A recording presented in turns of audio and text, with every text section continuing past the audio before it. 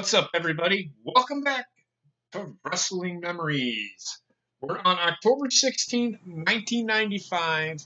We are drawing closer and closer to Halloween Havoc and I think a In Your House, if I remember correctly. But we have to get through Monday Nitro first. This will be the sixth show of the Monday Nitro, the sixth episode, and keep in mind October 16th, 1995.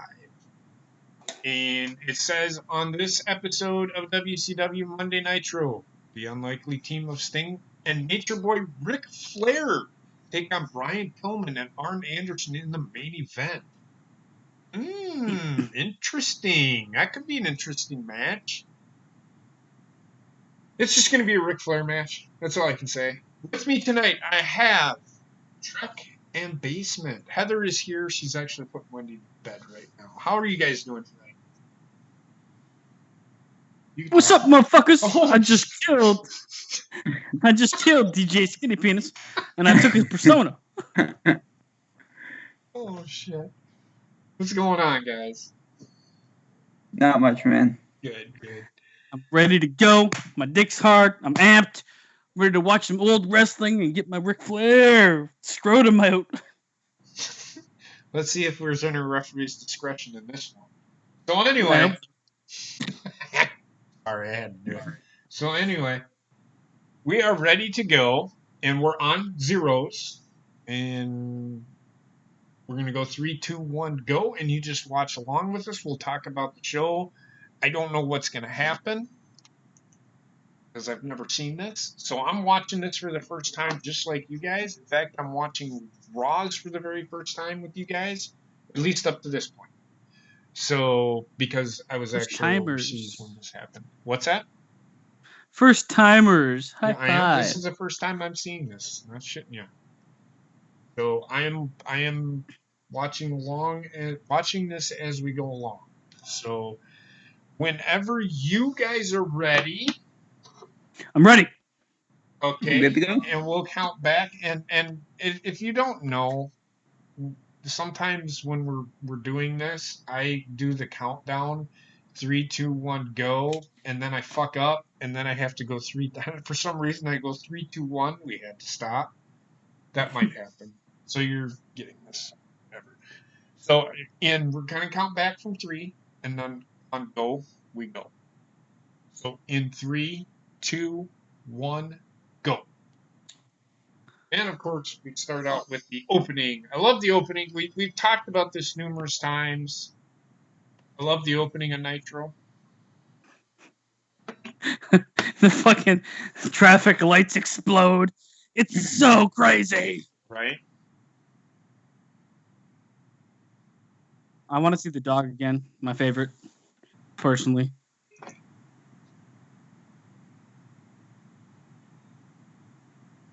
Live as live can be, ladies and gentlemen. Actually a pretty good, that's pretty cool, that way that they got that lighting there. On the ground? Yeah. Yeah, that's solid. It's an ad. It didn't have that before. No. At least I don't think they did. Oh, God, he's here.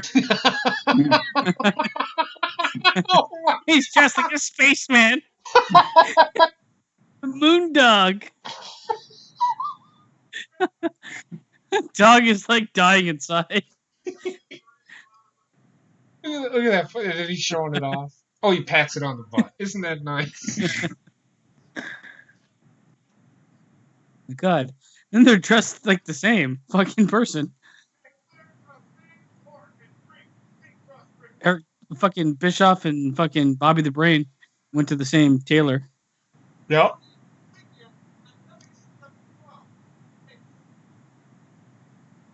Take a look. Fucking Ric Flair. I just want to see him order groceries and shit, man.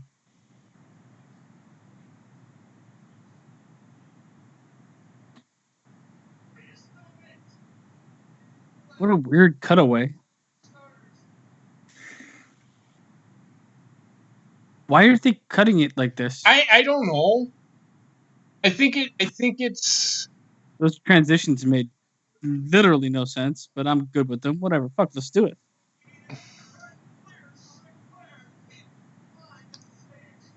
maybe I'd have to watch the show to see why they did it. Maybe it was They were just changing camera angles and they used a transition for it. yeah, which I don't know why they would do that. Oh God, I wonder if her boob's gonna pop out.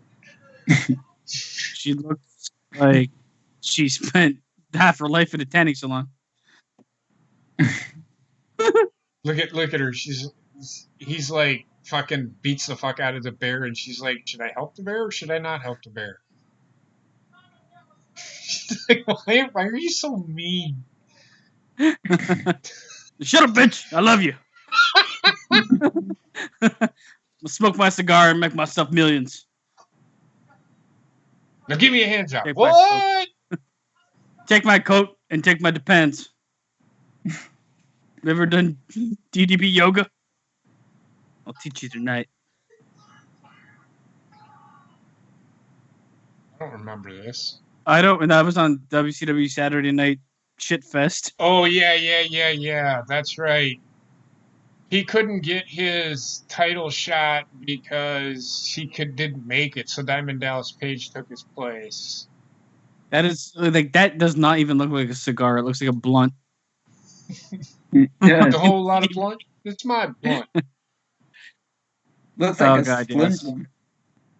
Here he was all coked out. Look at his face. For fuck's sake. It's all coked out. All coked out, nowhere to go. Look at this Pretty motherfucker. much. I just snorted coke with this fucking Baton. whatever Nowhere to- this is. It's a t-shirt gun or something that he has. It's a But he's party. like, fuck, it doesn't work. It's one of those party fucking. You pull it and fucking confetti shoots out of it. But it Yeah. has like a little canister on the end. Yeah, it's got confetti at the end, on the end of it. And just shove it up his ass. He probably enjoy it. I just snorted coke through this thing. Now I'm gonna shoot confetti at you. Oh, but he doesn't get. Well, that's bullshit. No, he's dead. He's dead now. Yeah, he hit him with a what the fuck did he a belt? Yeah. Hit him with the belt.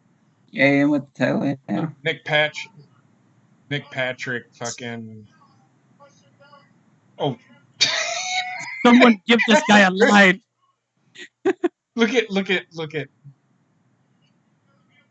Look at Kimberly Page. She's like, well, that's not nice. You're so mean. She's sleeping.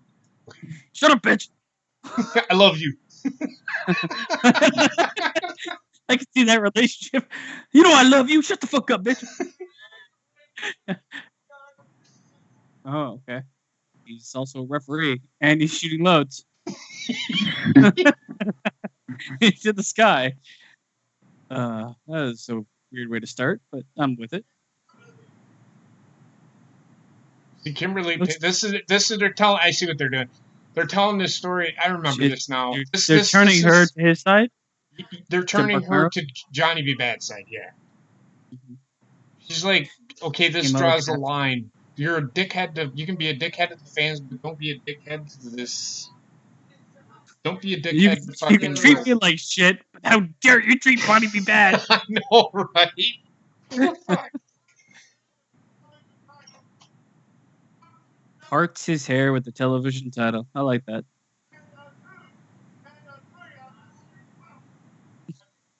He needs a immediate infusion of cocaine.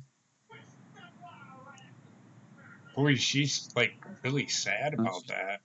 I can't live in this world anymore. Shut up, bitch. You know I love you. Chris Benoit versus fucking Eddie Guerrero. How much you want to bet? And this is just me. This happened the week before, where they actually cut to fucking Hogan.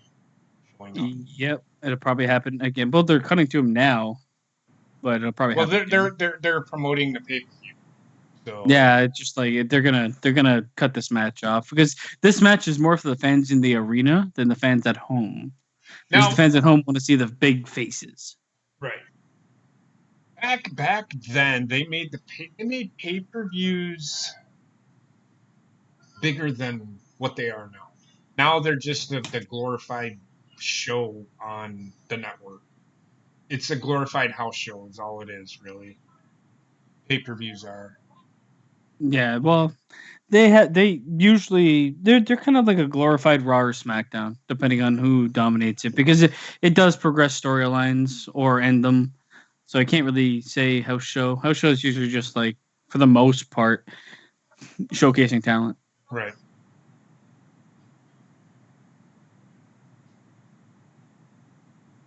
Oh God! Shut up, bitch! Chris Benoit was a heel. He said, "Shut up, or I'm going to hang you with a Bowflex." I know. He Oh, looked I at got no. one that. on the back. He, So he got so looked, ripped. he looked at that person like, "Shut up, or I'm going to hang you with a Bowflex." Now he had just come from New Japan. Look at him. I can see the killer in his eyes.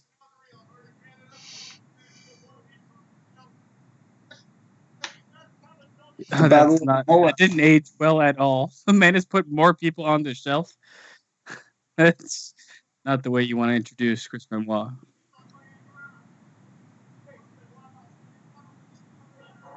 What is The it called? battle of the mullets. At this point, yeah. Hey, mullets were Nobody in back beats then. Eddie's mullet though. Eddie had a solid mullet, and it only got more solid as time went I on. don't know, Chris Benoit had a pretty solid fucking mullet, man. But he lost the mullet. Eddie was like, "Fuck it, I'm keeping it for life." this is true. He kept it, and then he even fucking shaved the sides off and fucking Put some kept the frosted mullet. tips on that shit. The guy was just he was evolving the mullet through his wrestling career. Right? I loved it.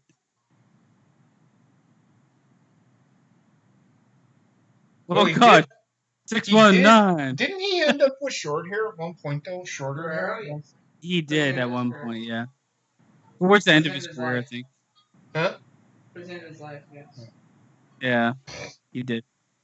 But he had that mullet for a long fucking time, man. He just kept like sprucing it up. So gotta change it a little bit.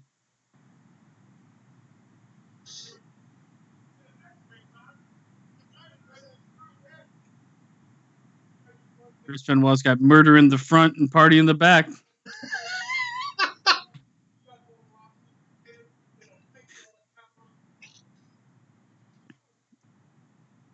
Oh good God. back suplexed himself out of the ring. What the fuck? That was not obvious to me at all. No, not the slightest. Oh shit! Well, these two guys will beat the fuck out of each other. They know each other well. Sure.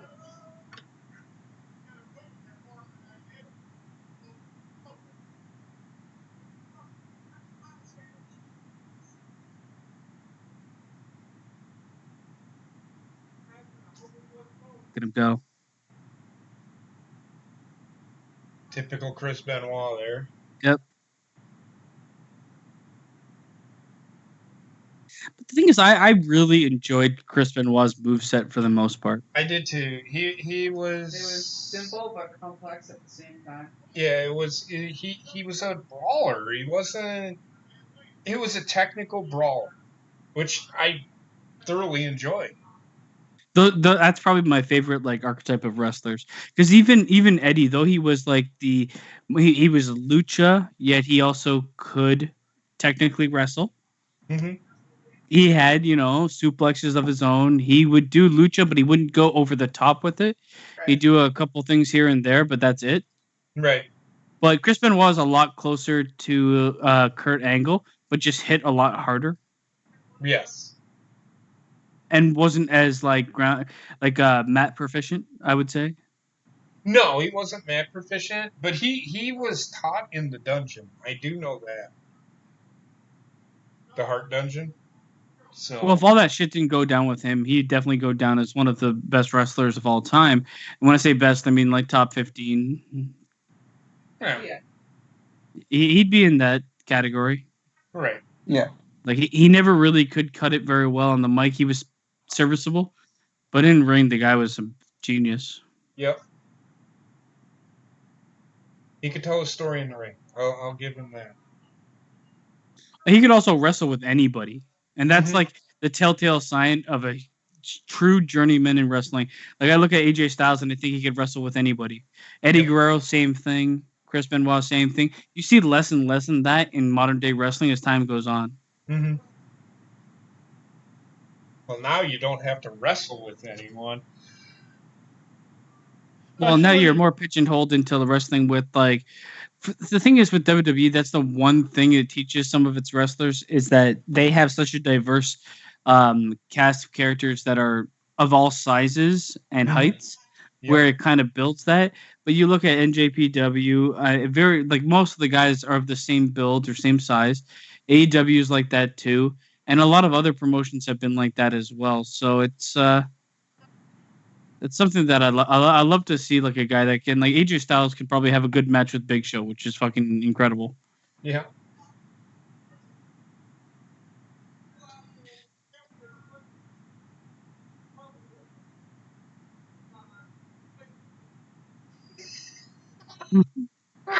Fucking Steve McMichael. I bet you got a guy on the football field and being there with the replacement already. Like, shut the fuck up. Put your dog on Chris TV. Chris Benoit is one of those guys I think that I would never want to take a chop from. Yeah. Hell, No. Like he lays into people with that shit, man. And it's because even if they lay into him, he doesn't give a fuck. Yeah. He's like brain dead already, so whatever.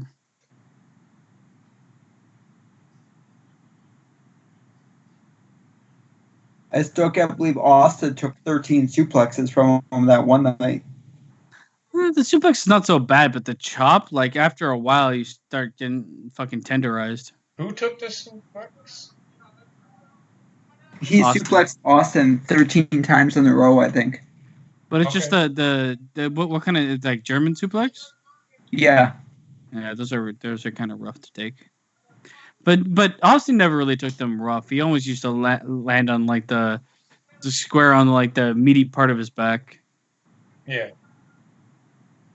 Now you see like how fucking Adam Cole took Matt Riddle's suplex on NXT. Take 13 of those and you're never walking again. In my mind.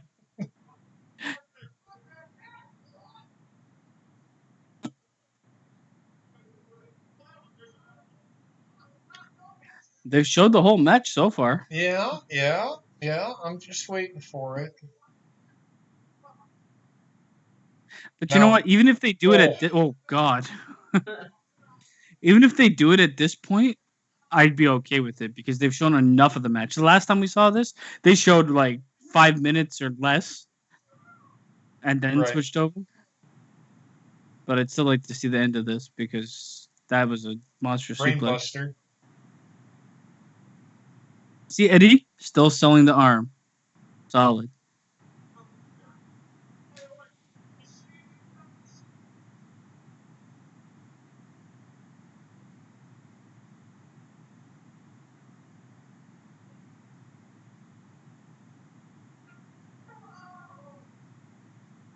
Oh, God. Seen that coming. So this show was only an hour long, but I'm sure they had like other shit. Like they probably did the WC. Oh shit! Oh my God! What a bad, like such a bad fucking powerbomb for the person taking it. Yes. I wonder That if they. is fucking brutal. Yeah, it was. I wonder if they taped other shows or did They other did. They things. definitely did. Well, if they're gonna get a stadium full, they're doing a 2 to 3 hour show, so they're probably taping something else at the same time.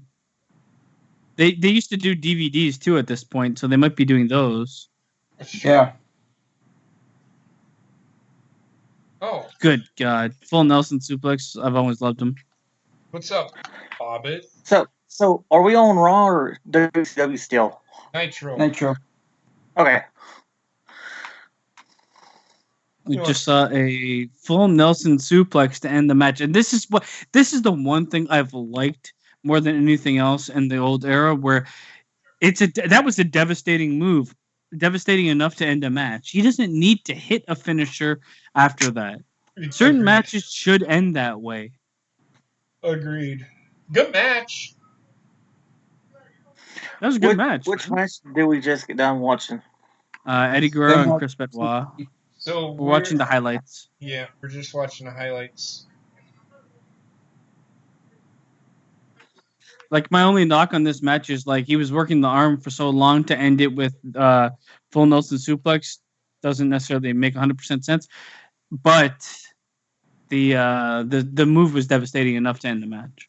Right. You want timestamp of it? Are you there? No? Okay. Do what? You want timestamp or no? No, I already got on the next match. I've got to pause. Okay.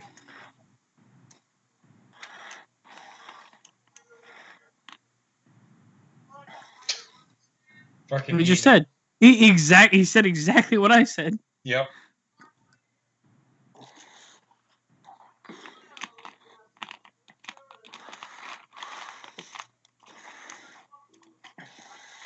Scaring him already.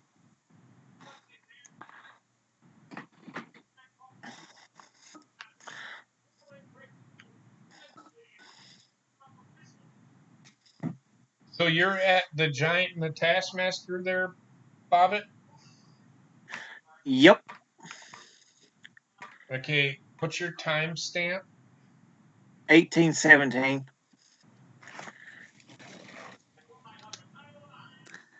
That is fucking crazy. They could get away with this. You could just pick up the phone and dial the number, and there was no like actual check. I hope you're going there, dude. Because I'm now at 19 minutes. 19:01. Okay. Oh god, here he comes. $149 a minute. $1.49. I'm waiting for him to look. I'm waiting for him to look up. Kevin Sullivan's fucking. I just can't stand everything about him, but because I can't stand everything about him, I secretly love him. I can't explain it. He's just so stupid.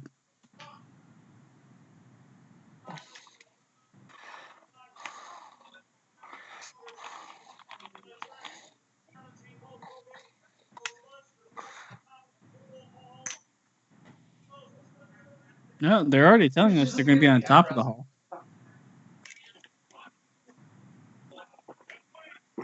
He's even look at the giant. He's like, "Fuck this shit."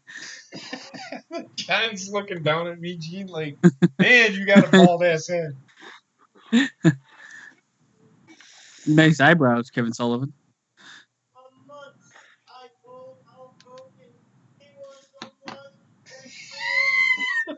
Gene sizing him up. Look at you, motherfucker.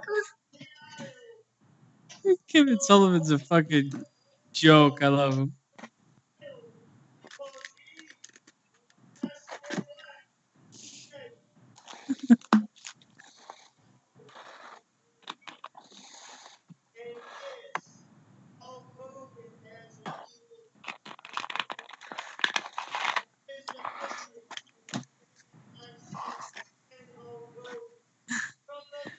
There's a huge difference.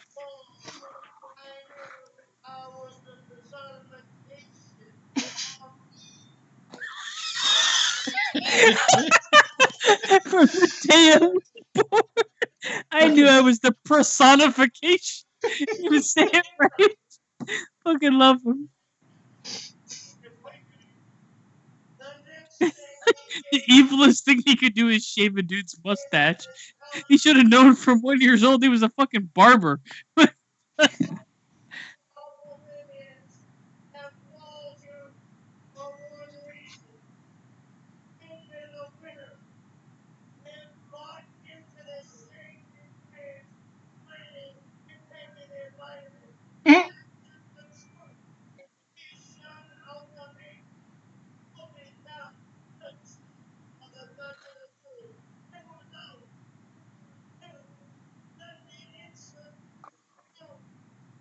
Introduce you to Well, he's from, isn't Jersey, he I think. from Jersey? Or somewhere around there. Oh no, he's ripping his hair out. Hogan.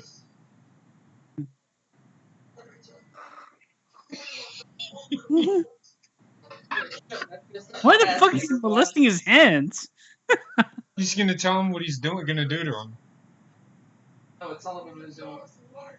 I'm imagining that hand up my ass at his thermal.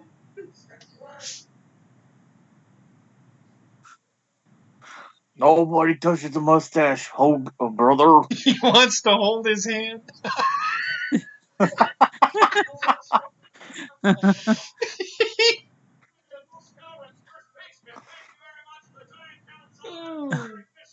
So, sometimes when Big Show talks, I don't know what the fuck he's saying.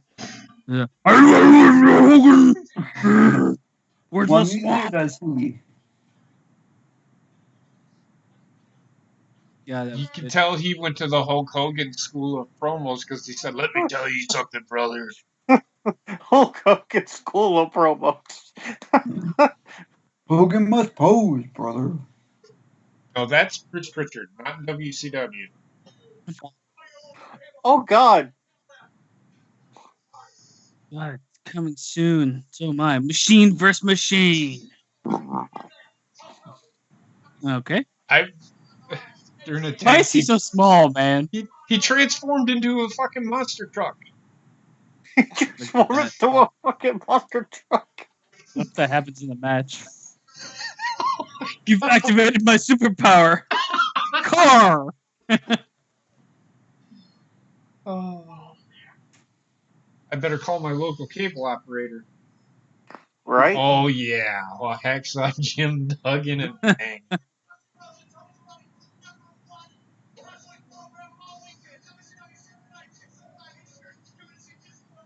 Oh yeah, I might actually check that out. Hugh Morris, Oh God. and there's I Hogan. wish he would have actually made diecast of those monster trucks. TBS. I'm watching I that would have this totally Saturday. gotten those already.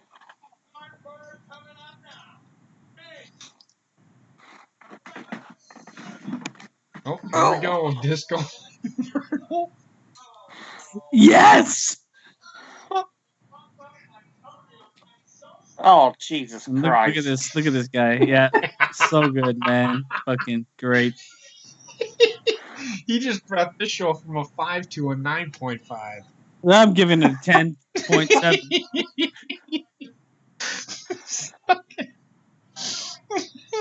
Like, you know what everybody loved 20 years ago? Yeah. Fucking guy.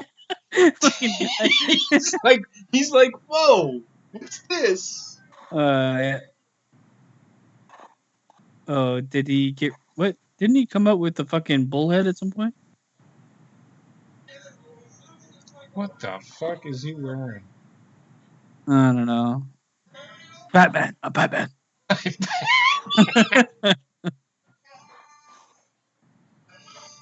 Oh, it's You cameraman. can't even see into that shit. How did he get into the ring? Cameraman's giving him Hacksaw hand Jim signals. Duggan. Okay, Bo, listen to my voice.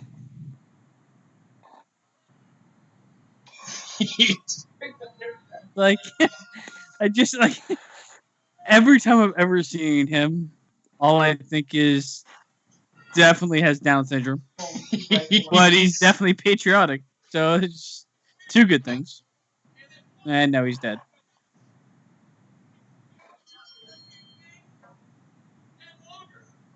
Oh, this is a build to the fucking karate match. Oh, just the words that came out of your mouth made me unhappy. No, Karate match. Yes, and this Oh, is Sonny good Lord. Ono is the referee for the match.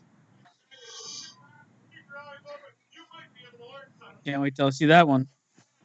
Halloween Havoc 1995 is the epitome of Greatness. everybody shit all over the fucking pay-per-view from Sunday. What the fuck happened? This Just happened. pay-per-view is ultimately shitty. In fact, I would say it's worse. The worst one is called Peacock. Yeah, that one's pretty bad.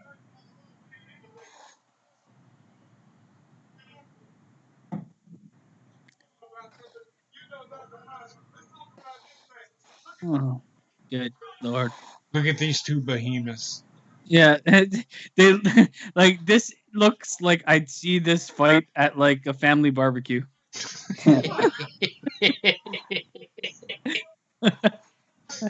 Between Uncle Henry and Cousin And- Roy.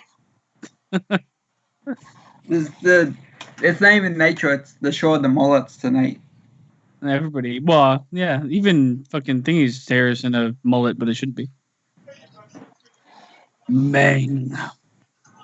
I ain't gonna tell Megan his hair looks like that. He kicked my ass. He's a legit shoot fighter. Yeah. Dude, The only took thing a I'm guy's good eye. at is being a bitch. Thank God that didn't last that long. Thunderstorm! Should have been triple threat with Disco Inferno. Well, he died immediately or disappeared.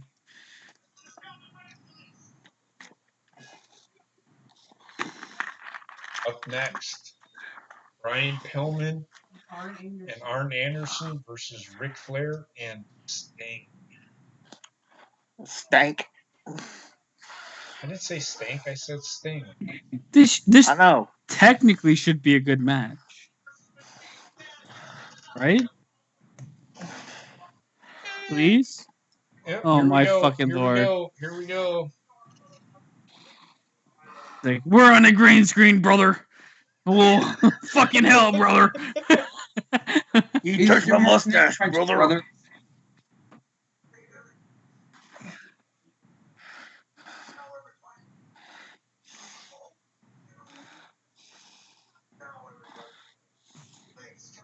But how does everybody know? Is he dressed in black? Yep. Fucking hell. Yes. This is how fucking goth culture started, I guess. You know I'm evil. Black hat, black coat, black dick. Wait, what?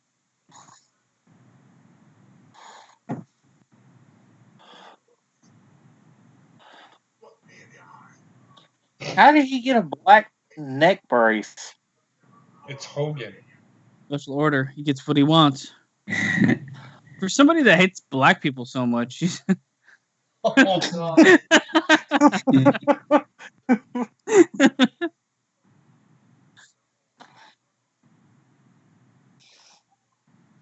like the thing I've always noticed with Hogan, it's like someone put a skin suit on someone. Like his skin just looks weird to me. yeah.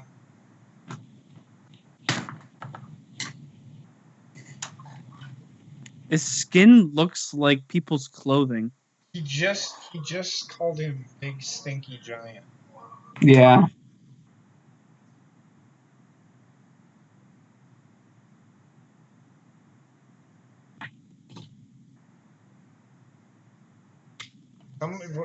I don't ever remember the Giant It's bullshit. ever cracking his back. He said the wrong thing. And he's like, and my neck. Now he's out of breath. I love how everybody almost has whatever Michael J. Fox has. Like, my face can't stop moving, brother. Parkinson's disease. Yeah. Yeah, sorry. I knew it, but I didn't say it. I don't care. What are they gonna do? No, I didn't say it because I didn't know it in the moment. I'm lying. Oh.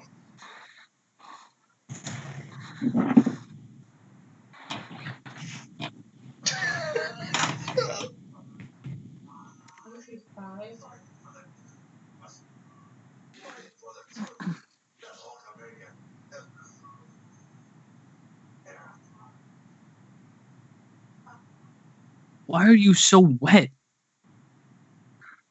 You just came out of the shower, man. brother. Baby oil. I know what it is, but like, It shows off his muscle tone. What it shows off to me is the skin shouldn't be attached to his body. He's wearing a skin suit, man.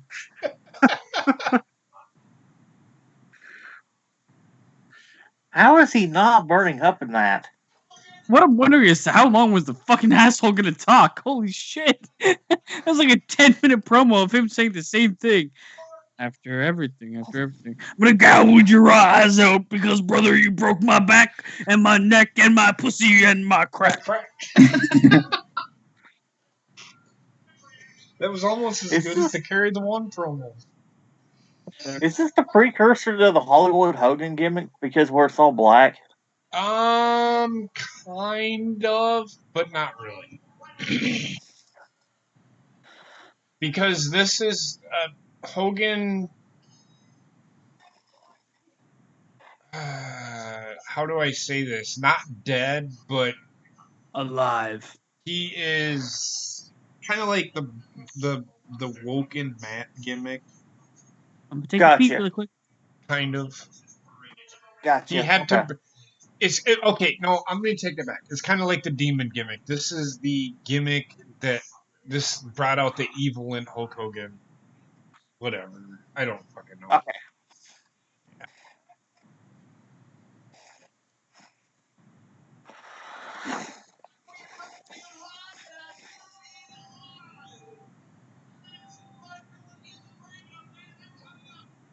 Fuck, Kamala?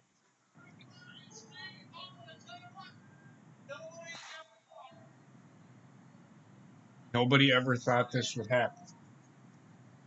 It's happened before. They used to be in the Four Horsemen together. What the fuck are you talking about?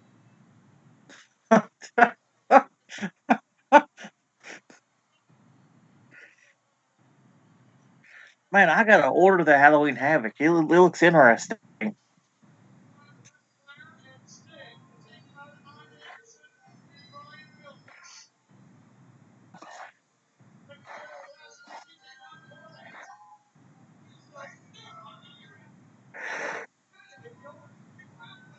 What the fuck is wrong with that guy? He's giving him the shocker. And more ways than one. You get over in your corner, fucktard. Fuck fish. I'm not going to tell you again. You put your foot on the other side of that fucking ring, motherfucker.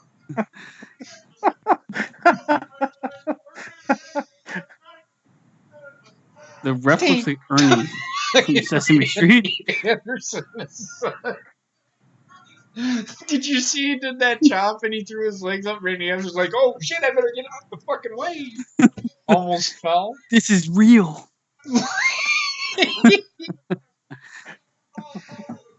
Look at him. Look at Randy Anderson. He's like Aubrey Edwards. He like reacts to everything.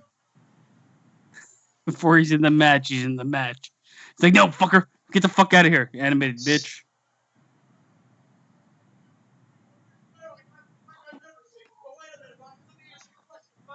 Oh, Sting hasn't shown up yet? Mm-mm.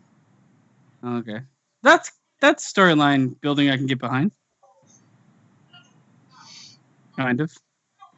I mean, it's been done before, Kind but of. this might have been like when it was done first. I don't know.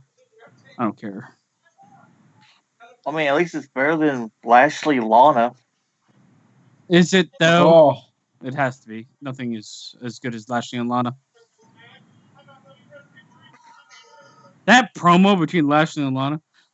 I'm in your house, and I'm in your robe, and I'm in your house, and it went on fucking ever, man. I know. Holy fuck.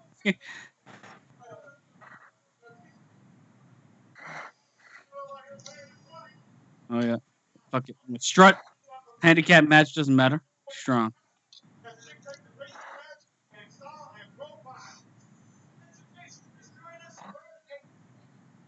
that the best part of that last night with that promo was that Rusev apparently has a KO pillow on what was his bed.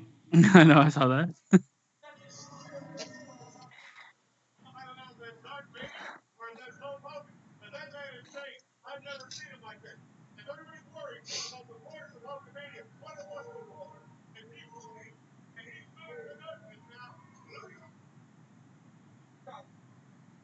Arn getting his tits slapped off. What's that? Arn getting his tits slapped off. Right? Oh, he tried to do his own move? Nobody does that. He turned around. I don't even know what the fuck I am, man. Give me some coke. Oh my god. He fucking moved out of the way. No, that was great. In the worst kind of way. He didn't know where he was when he did the figure four, and he's like, fuck it, I'm just gonna roll a little bit.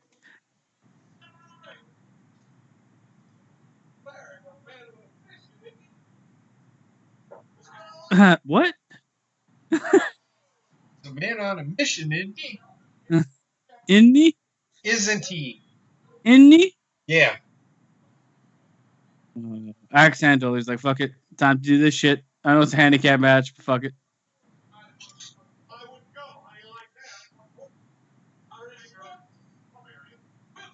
Brain, or,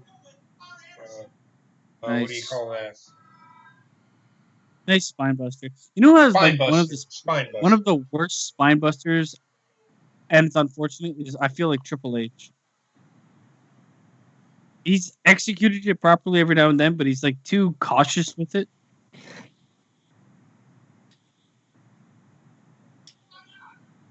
Oh, yep, land on that hip. So Sting just runs out and it's like, fuck it. Now I'm here. Sorry. Well, I got lost. Goldberg. Well, the yeah, back. but there's a story behind that because he's apprehensive about helping Flair. Because There's of a all story, the but it's being purely told in the ring. It's like kind of lost in the shuffle for me.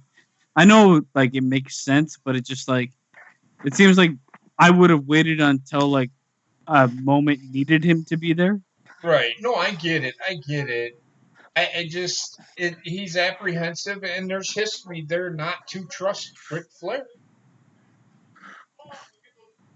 Wow, looks like Sting's already getting ready for the Wolf Pack. Dun, I love their music. Dun, dun, dun, dun. Yeah. Don't turn your back on the Wolf Pack. Body bags.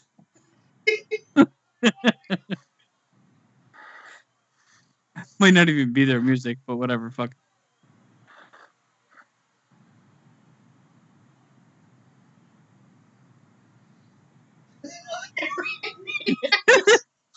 Ref is bouncing all over the fucking place.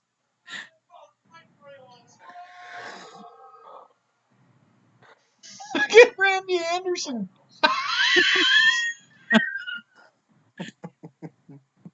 Oh my god. He's like, I don't know what this means, but fuck it, it's happening. Like, why are two guys in the ring and one guy's beating them up? What the fuck is happening? Why am I following you? He's Aubrey. He's Aubrey.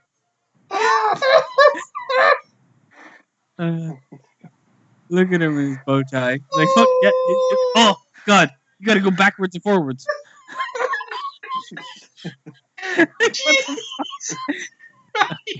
I told you you had to go backwards and forwards. This is actually worse than bitch, Aubrey fist. Edwards. Oh my god. Fists.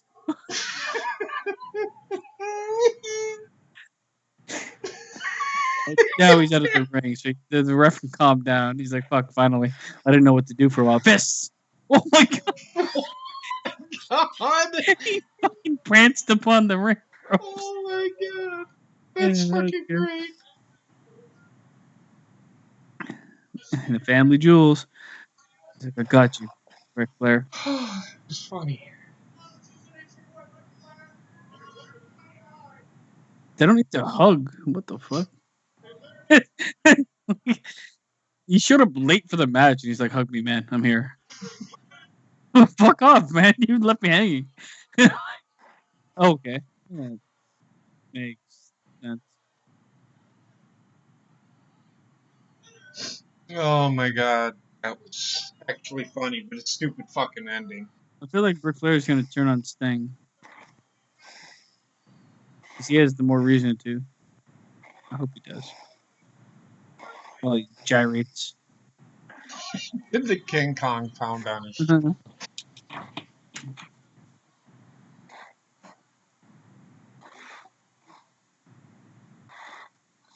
Oh my God, that was great. Or not.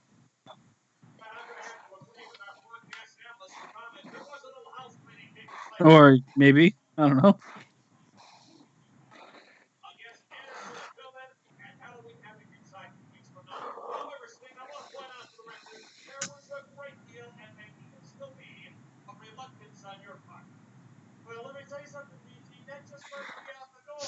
Let me tell you something, Mean Gene.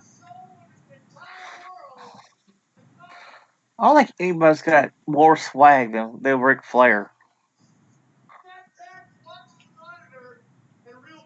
He dressed up like a tiger.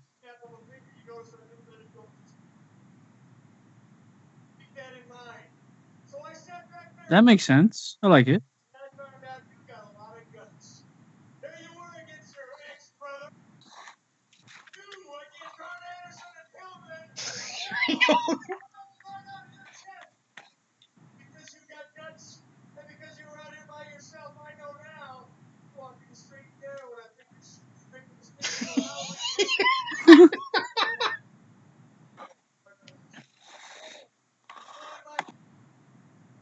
In marriage,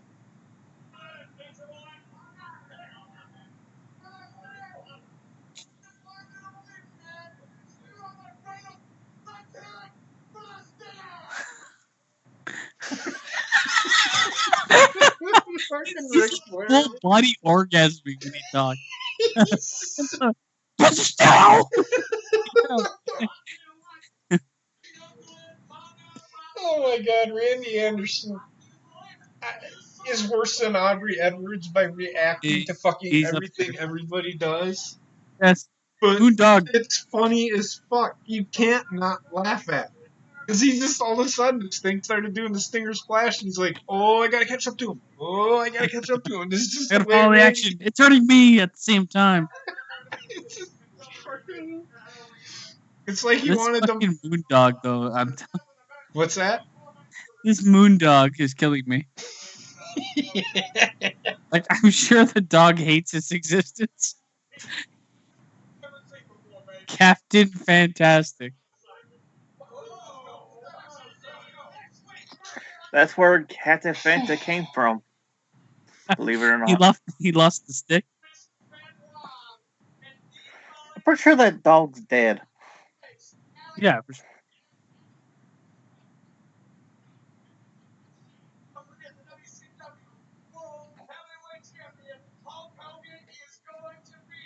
Oh, like, I fucking hate this setup he's got on his body. All right, so that was the man. end of. I mean, it was what it was. That was the end of WCW.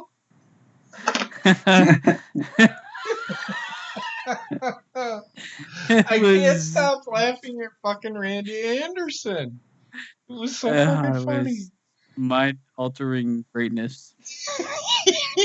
He's like a little boy. Oh my God. Did y'all notice that picture of the Harlem Heat that one's going, "Hurr"? No, I did not. I saw it. I loved it. Like, I don't even know what I'm watching on Raw. I don't know where I am anymore. We're same day, October 16th, 1995. Bret Hart battles Dr. Isaac Yankem in a steel cage. Ooh. Gold Dust. Oh my God, the picture. The picture of fucking the King wrapped up in a cage. Yeah. I just hate it. And Jerry the King Lawler is in a.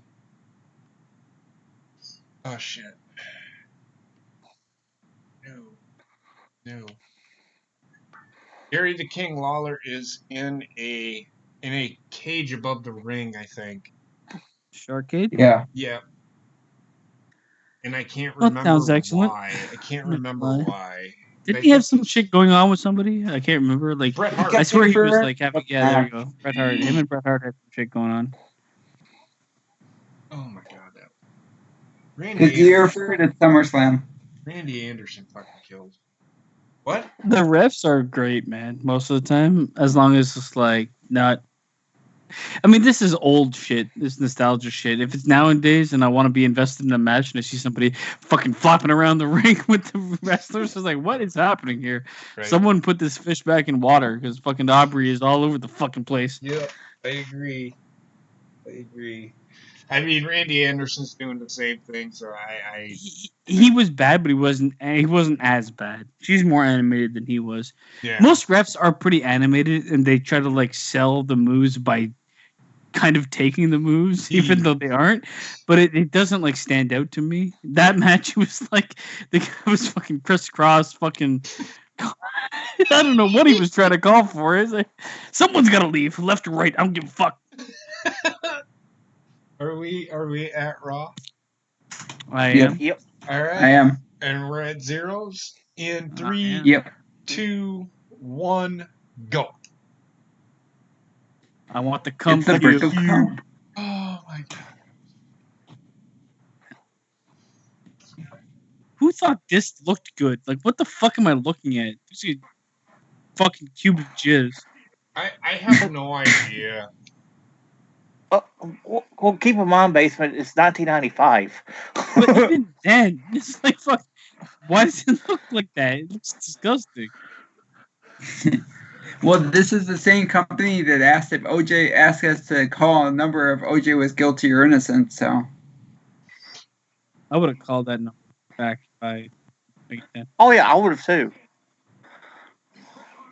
$700 I still later. think Guilty. it's funny they had to apologize because the people that they were working with had no idea what was going on.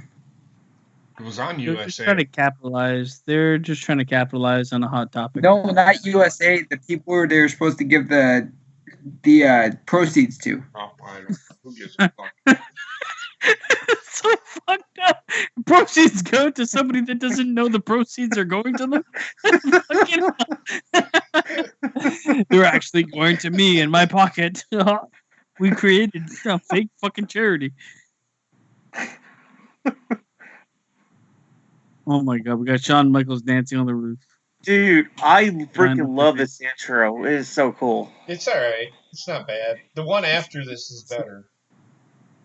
Yeah. I just like how simple it is, though. Yeah. Is it Well, really it's not simple? that simple. We got a fucking helicopter flying in to see people beating the shit out of each other. Do you understand the Oh, man. production value that goes into that? It's not simple. They Real. probably spent about $100,000 to make that fucking shit happen. Oh God, Although they spent it's a not lot their more. first Helmsley. Oh god. I'm going to own the company in time. Meanwhile, he's dressed like Jiminy Cricket. Fucking. Heck. He's spraying. What the fuck was that? Insecticide.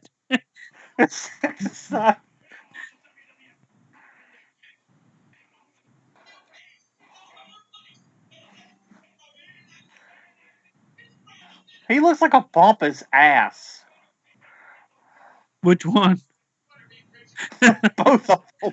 Fucking Vince McMahon's dressed like a cardinal from the fucking Vatican for some reason. Look at What is Vince. this Like, red you're home. strip? Vince is yelling at fucking Waller. I like how people are yelling, like, people that commentated with Vince, like Waller and Michaels and all them guys. Fucking, oh, fuck. Oh, shit. Midget. Yeah, they had their fun with him. Oh, there's Yeah, going. that's a full grown midget. Oh, is it? JP has left the commentary desk, folks. Oh, I'm good. If it's not a midget, I'm I don't see Dinky No. anywhere. okay. No, he comes in later, I think. Yeah, maybe it was only minutes earlier. I don't know. Not. This isn't the original Doink, by the way. Just throwing that out there. Yeah. How many dogs was there? 4? 3. Like 3. Too many. Okay.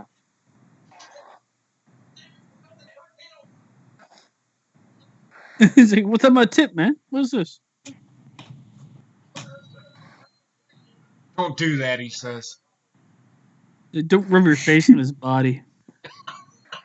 Like, what the fuck?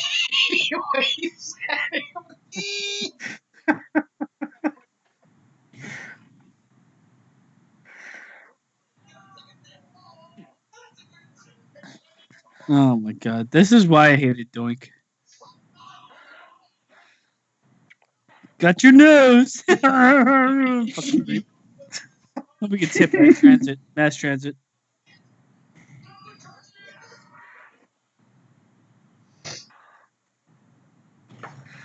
Who thought that that Doink the Clown was a good idea? Well, people remember him. Vince. The original Doink the Clown was pretty good. The thing is, people remember him as a character. Like, if you ask people that watched wrestling long ago, he's one of the memorable characters because he was so stupid. That was a different era. Well, his original character was a delusional. It wasn't. I mean, there was hope for that character if treated correctly, but yeah, he just technically became a clown. Yeah, I mean, the character wasn't gonna go anywhere, but The more things change, the more they stay the same. yeah. I hate his fucking curtsy. He played it. Triple H. Triple H played his part very, very well, though. I'll give him that. Triple H is one of those guys that I don't think matured much in the ring, but out of the ring and character wise, matured hugely. Oh yeah. Like his potential was elsewhere. Not so much like he was always serviceable in the ring, and even now he's basically the same character he I is mean, now. he was a 14-time world champion, so we can't really say that he didn't mature in the ring. But I'd say like moveset wise, I don't think he matured too much. I would say that no. psychology wise, that's where he matured. Oh yeah. By leaps and bounds. He excelled in certain categories much more than others, but he's had one of the best arcs in pro wrestling. Yes, he has.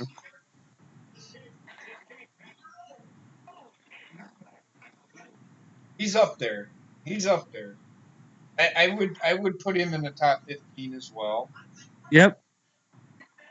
The thing is, it depends on how we're ranking them, and that's the problem with like top anythings. It's like, what are you ranking on? Just in ring work, if you're ranking them, overall character, overall everything, then he's definitely in the top 5. If it's overall everything. Look, the guy went from wrestler to COO or whatever the fuck they call him now. Yeah. Right. If you want to base it off of world championships, he's in the top 5 for sure. I think he's a top 10 guy for me, regardless. Yeah. Of what we based it on for the most part. Yeah. I think Triple H is in my top 5, honestly.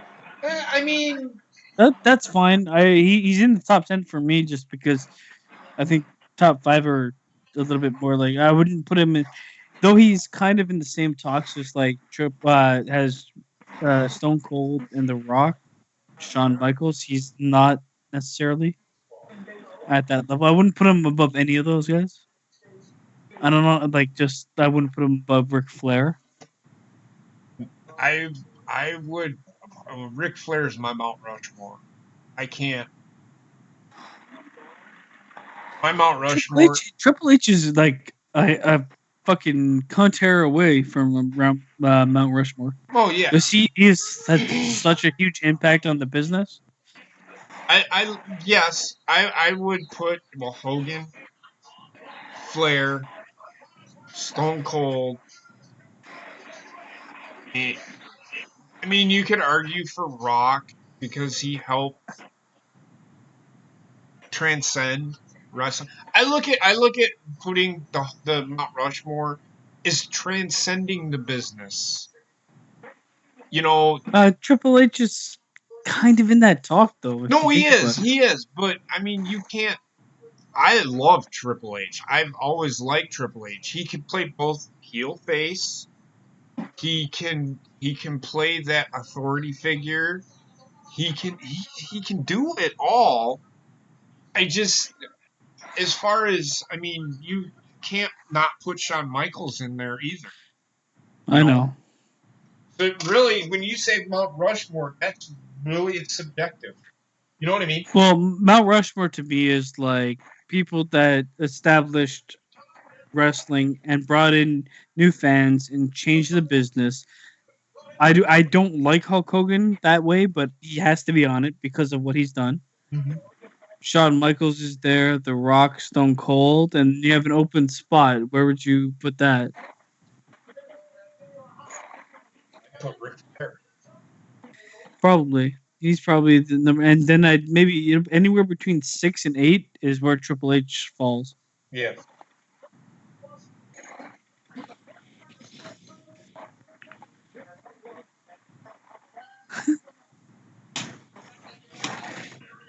Fucking Gorilla Monsoon. Gorilla Monsoon looks like a used car salesman. Gorilla Monsoon was a great guy though. He was on his last leg here. I think didn't he like die like not too long after this? Yeah, it was right after WrestleMania 15. Okay. Yeah, I know he retired. I know he retired pretty soon too. Yeah. He was a lot older, like visually, I think, when he died, Right. if I remember. Right. So, He was the first one to wrestle a boxer. Yeah. He fought Muhammad Ali.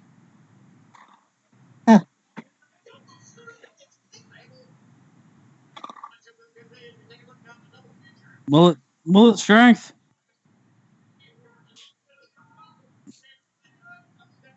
Bart and Billy Gunn. Oh, that's later.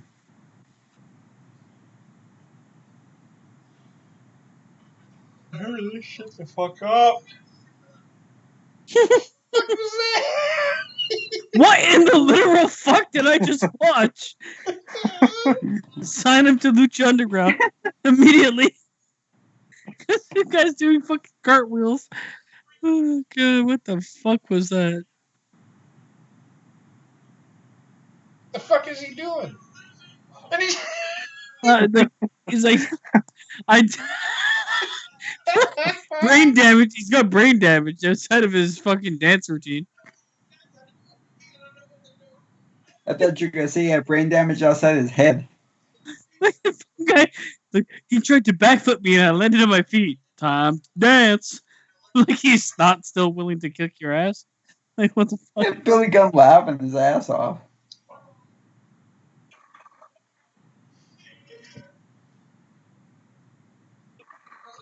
JC and Wolfie D. Yeah. What in the literal fuck? I have no idea what the name of this tag team is, but they can fuck off. PG-13. I mean, they're both heavily gimmicked. I mean, he's fucking. I wear Levi's and fucking. So, Cowboy what boots. the hell is PG-13's gimmick supposed to be anyway? I don't know. All rats. They are Public Enemy. Wannabes. What the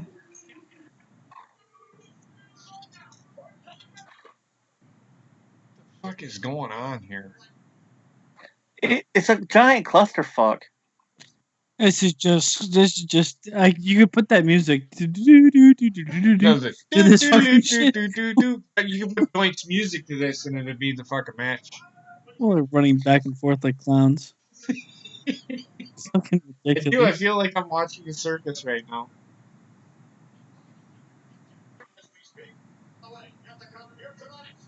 I like his hairdo. What in the literal fuck? The keyboard in his fucking hair. Wants to know. Hey, he's punching me in the gut. This kind of hurt. Help me, fucking wolf son, or whatever the fuck your name is. What's his This name? should have been Wolf a squash match. I don't understand this. This I don't understand. Oh Save my. me, Wolfie D. Oh, that was a slow mo. That's why it looks so slow. Oh, double elbows and okay. You know what? I'm close to giving this 5 stars. You're close to what? Giving this 5 stars. The funny thing is, this is better than the Lana and Lashley segment. A lot better last night. That segment was just like this is the thing. Like when you sent me that fucking the census or whatever the fuck it was, I shit all over that. I'm like, WWE Raw is like just corny, cheesy as fuck. That's the problem. It is. But too, like we said, it was a dead It was a throwaway show show, from the get go anyway. but it's also because because they've done 2 segments featuring that feud. They've put effort into that feud, which is just sad in my mind. It's more than just a throwaway. It's just they've actually put time into considering. Well, I mean, yeah, it was, but the show itself, the whole show itself, was just dead time on filler. arrival because It's filler.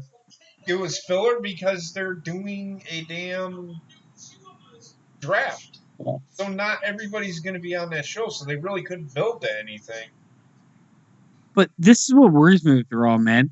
Like they have now switched the focal point to SmackDown, and they're doing the start. Everything is going to be like the first ever on SmackDown. Raw was bad enough beforehand, and also the longest show they have. And Right. now, oh my fucking god, man! If it doesn't have those moments, how in the fuck is that thing gonna stay afloat? Right. My shit froze.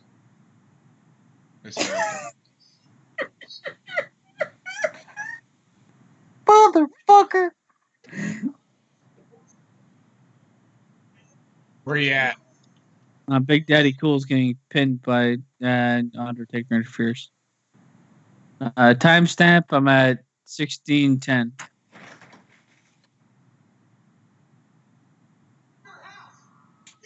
I laugh because when one of the PG-13 guys jumped into her, he fell on his face. I saw that too.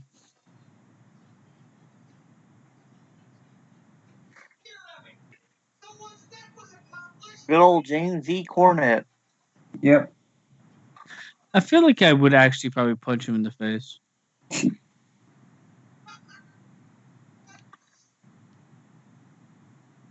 Then make out with his broken nose. What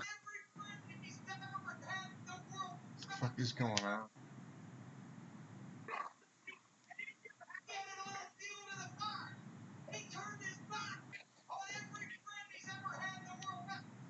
I got what's going on. It's like really weird. I mean, it's like just keep going. All right. What timestamp are you at, Basement? I am at 17:20. I'll catch up to you. Just keep going. For some reason, it's like cutting out on me. But keep going. Just tell me what's going on. Well, it's British Bulldog talking to Jim Cornette. Doc And Hendricks. yep. What we got here is a lack of respect, And you're doing it wrong. It's do. Not do. Do. I have no idea what you're talking about. Well, see, I'm confused because he doesn't have a sweet panty pack with him. There we go. Okay, where are you at? 18:15. Gorilla Monsoon was just here. And now he's gone. It's just an image. Ahmed Johnson on Honor. Oh my god. Didn't he used to actually hurt people constantly? Are you at 1820? I'm past that now. 1840. Ahmed Johnson is super wet and naked talking to us. Wait, how do you know he's naked? Well, I don't see clothes. Hey, check. Still, oh. I'm gonna punch someone for real because that's what I do. That's what DJ Skinny Penis is telling me. Oh, here comes Shane Douglas. I'm holding up. Hands up. I'm holding up 4 fingers on each hand.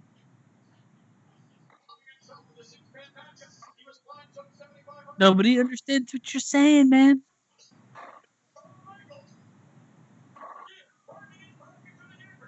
Yeah, the click loved him.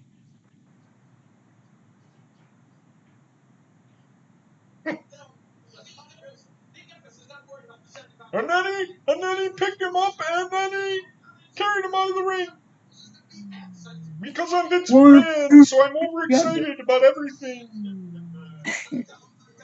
1, 2, 3, you got him. No, he didn't.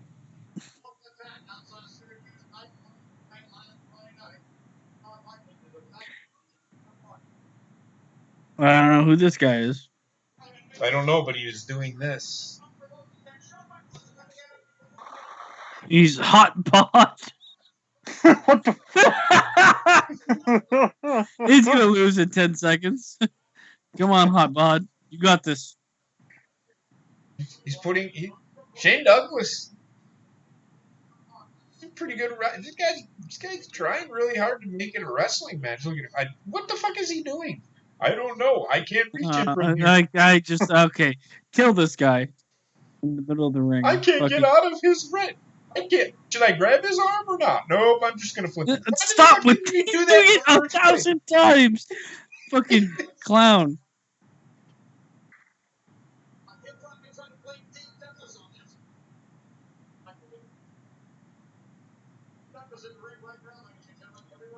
That motherfucker kicked me in the face. I will not stand for this. Get up, hot bod. Oh god, Shawn Michaels is being telephoned in. I got no idea what the fuck he's saying, but Hey, Vin Man, I'm said snorting like coke. I Hey, Vin Man, I'm snorting coke. like fucking guy. Hey, Vin Man, I'm snorting coke. You want some? I just fucked 18,000 prostitutes. I just found Sunny in my backyard. Sucking off a turtle. Well, I didn't hear the Sonny can suck the chrome off a trailer hitch.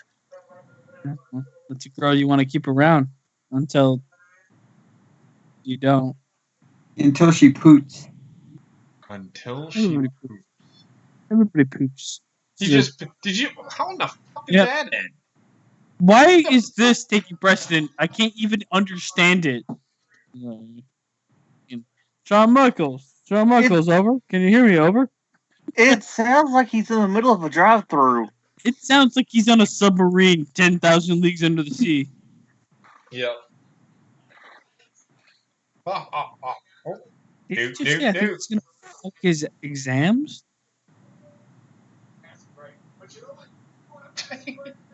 I wouldn't admit that.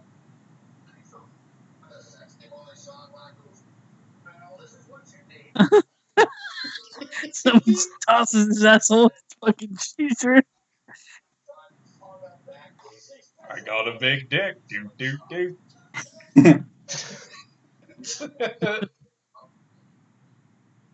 He's looking for Rosa Mendes. One size fits most. What the fuck?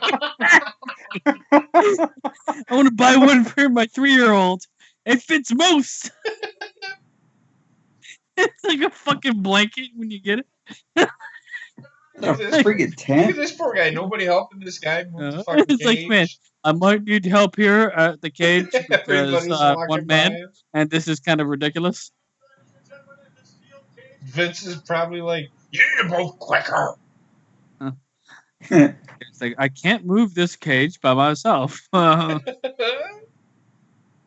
Vince is screaming out him to tuck his shirt in. It's a sweater. You don't tuck a sweater in, Vince. Or do you? I don't know. Have you ever met somebody with a tucked in sweater? If they work for Vince, they do. What's that? Have you ever met somebody that tucked in a sweater?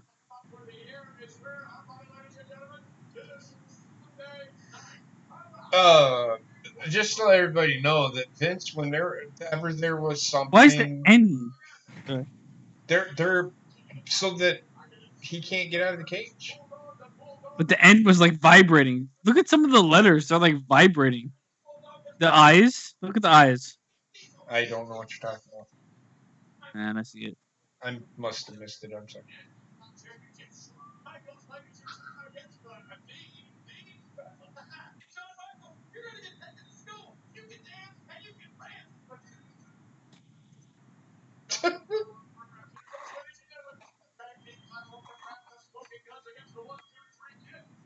So I guess the next Wrestle Memories is that pay-per-view.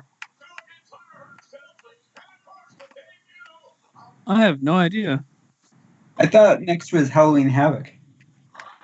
Well, apparently that In Your House is next, according to this. When is in your house? This is a huge process here. They said this Sunday on the show. I kind of like this though. Like having time where they talk about the like shows, but they're also showing us constructing what they're doing. Yep. Instead Yeah. of just falling down from the heavens. Hey, is this the same guy that plays on AEW? No, it's not. No. Oh man, what's wrong with you?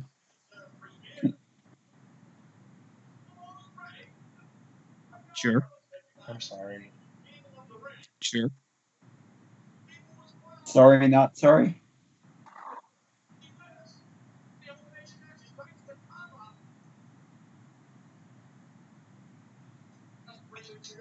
Yeah.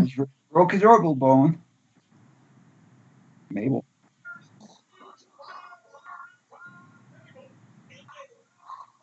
I once saw a stripper that looked exactly like Mabel. Like she basically, if you subtract his black shirt, she was wearing his attire. That's awesome. It was my birthday. It was terrible. I'm not gonna lie. It was like the worst strip club in the world. Paul Bearer is sitting in the sauna.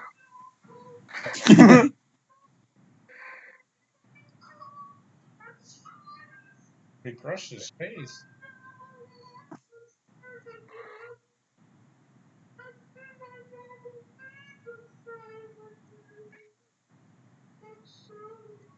I love if he had a really deep voice. I'm done, bitches. Turn off the lights. Mic drop.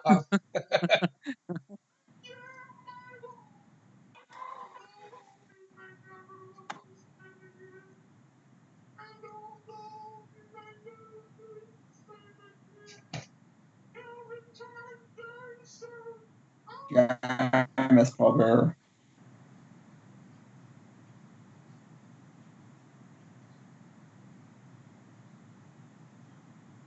There it is. Oh no! My God, it's Kane! My God, it's the mayor, Maggle.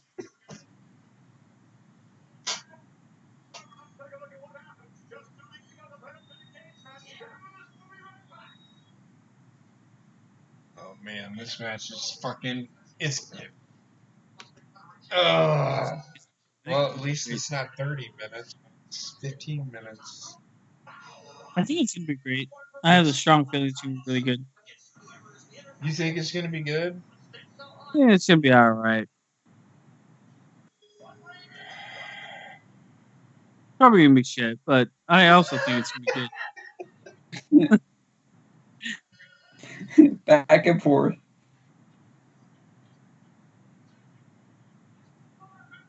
Isaac Yankum sounds like a gay porn star. He walks around jerking off dudes. It's Isaac Yankum. Don't mind him. Oh, it's Bret Hart. Okay, I take back everything I said. Wouldn't that be funny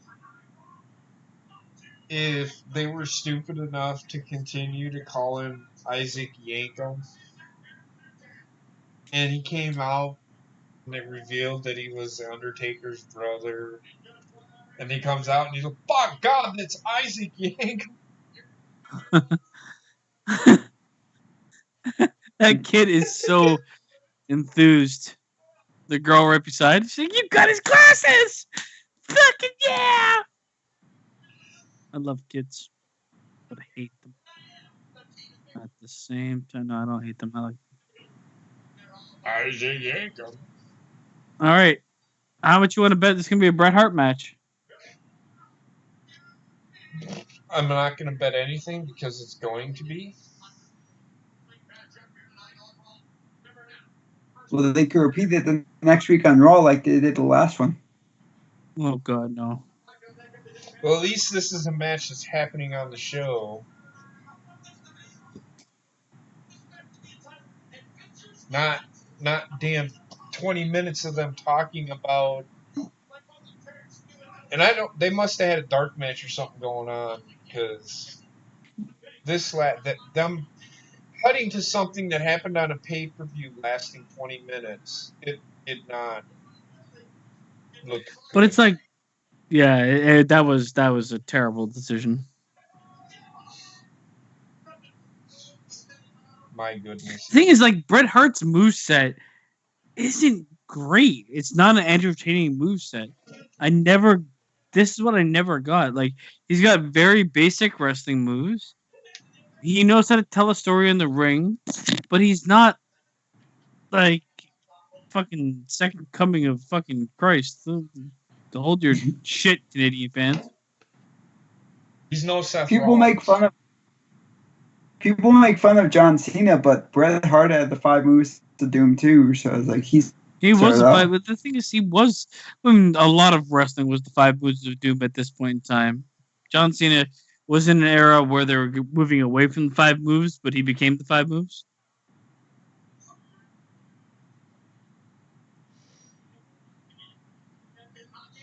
Isaac Yankel. Isaac Yankel. Oh, my ankle.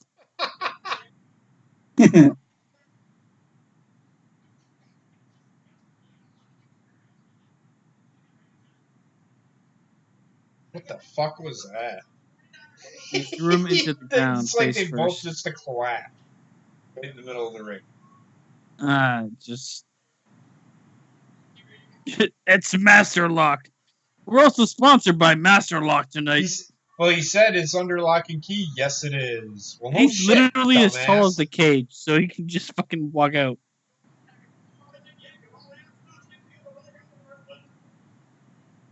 The other leg over. You had to get the one leg Even over the before first you leg over. Jesus. This is why I hate cage matches. This is why I hate them. Because it's a rush to who can get out first. When they play it this way, I hate it. This is why I hate last man standing matches, because it's a rush. It's literally 90% of the match is someone counting. Yep. Yeah. Now I will say this: the last standing match between Asuka There and was Nikki a hell Cross. of a lot of counting. I saw that. The last one that happened between Evans and fucking whoever. Oh yeah, that one was stupid. That was 90% counting. Right, but the one that I thought was pretty good was Isaac Yankem. Jesus fucking Christ, was Asuka and Nikki Cross was a pretty good one. You can do a good last man standing match, but you have to revolve the match around being a match and use the stipulation when it needs to be used. But more often than not, they revolve the match around the stipulation, Yep. and it kills the match. Right. Well, Just like most matches. in the Asuka Nikki Cross, you've seen that one, right? They let them I beat the have. hell out of each other, and then at the end Yep. of the match, or towards the end of the match, or after they had like beat on each other, then they started doing the count. The build. I'd love to see a 12 to 15-minute match before the last man standing portion of it even comes into play. Right. I don't want the ref to be like, oh, they got clothesline down. 1, 2. And then, like, WWE is, like, famous for waiting till the last second because it builds up hype.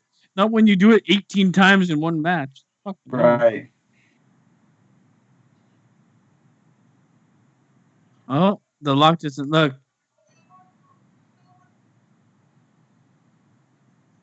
Oh, my God. The king. Don't say anything. Especially on television. Fuck. I have no idea what's going on.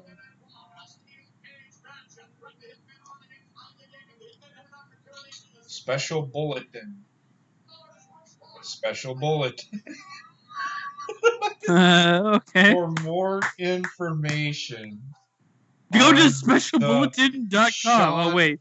We're on not the there yet. Shawn Michaels situation, call the WWF Superstar Hotline. What Option a scummy 6. move, man. What a scummy move. And Oh, get your they do parents that to all pay the for time. it on a bill they don't even know you're calling for. What a scum move, man. They did that all the time back then. I know, but it's what eventually became illegal. Yeah. Well, that and the internet put that out of business real fast.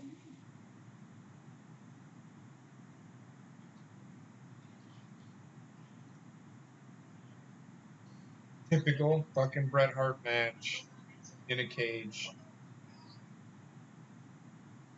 Bret Hart has to I have the don't know. control of I don't understand everything. the love for Bret Hart. I I think it don't. was just like right time, right place where Canada wanted to like love a wrestler and he was the poster boy. But unfortunately, it's like if somebody could explain to me why they love him so much and not mention he's from Canada, I might get on board. He's had some iconic matches. I'm not saying he's trash or anything. It's just like he's one of those wrestlers that every other wrestler has to wrestle his match to be in. And my favorite Bret Hart match is with Stone Cold Steve Austin. And Stone Cold wrestled Bret Hart's match to be in. Yep. Jerry the King Law was like, fuck this shit. Yeah, my favorite Bret Hart match is the one that he had with Stone Cold. It is.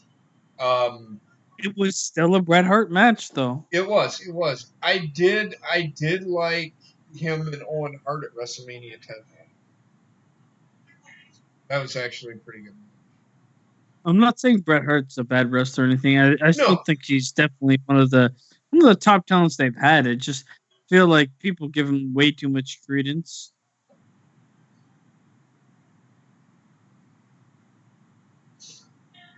And the Montreal Screwjob was actually more of a problem, in my opinion, with Bret Hart than it was with anybody else. Yep.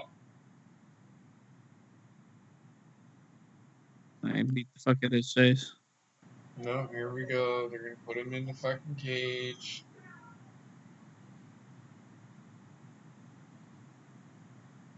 You know what that ripcord's for, right? Oh my god. I love how he has I love how his earbuds ready for to put in his fucking CIA. Yeah. You still gotta do commentary. Oh.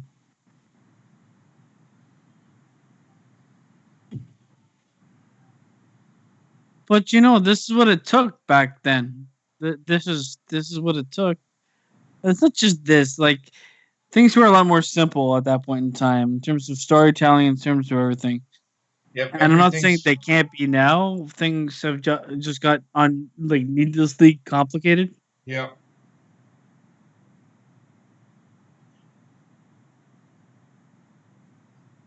Cable. Timestamp, you get that? Jesus Christ. I'm at 38:10. Okay, cool. So I'm close to you. All right.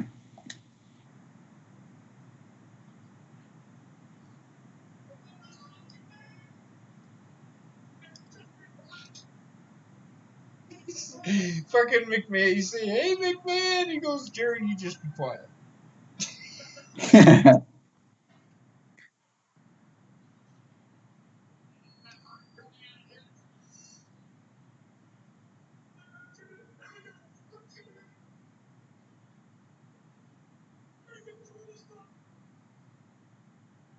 Yank him! Yank him! Yank Grab him! his Yank hair him! and yank him back in.